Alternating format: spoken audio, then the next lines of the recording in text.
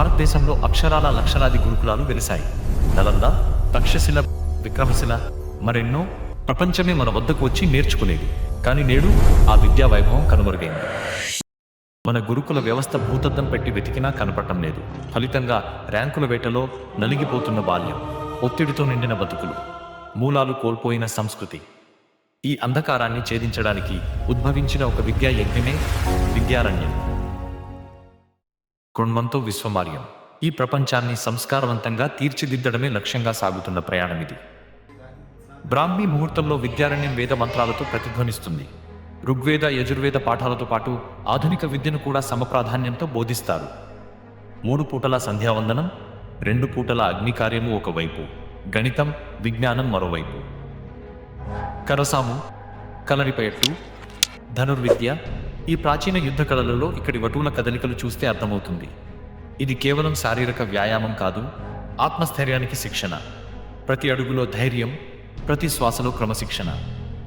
యుద్ధ విద్యల క్షాత్రమే కాదు, కృష్ణుని వేణునాదం, శారదాంబ వీణానాదం కూడా ఇక్కడ వినిపిస్తుంది.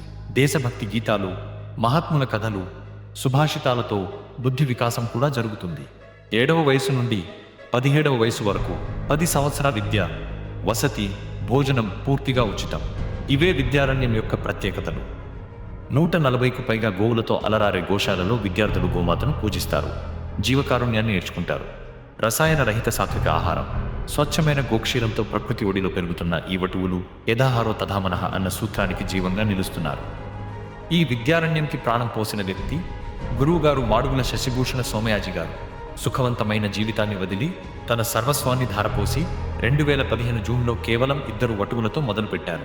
నేడు 200 మందికి పైగా విద్యార్థులతో శోభిల్లుతోంది. విద్య ఒక యజ్ఞం అంటారాయన.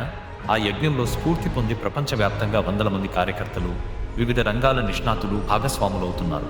తమ పిల్లలను ఇక్కడే చేర్పిస్తున్నారు. వేదసేవ, దేవసేవ, గోసేవ, ఈ త్రివేణి సంగమమే విద్యారణ్యం. మన ప్రాచీన గురుకుల విద్య మన సమాజంలోని అన్ని సమస్యలకి పరిష్కారం. వ్యక్తి నిర్మాణం కన్నా గొప్ప సహకారం మరొకటి లేదు. రండి, మన సంస్కృతిని కాపాడుకుందాం. ఈ యజ్ఞంలో మన వంతు కృషి చేద్దాం.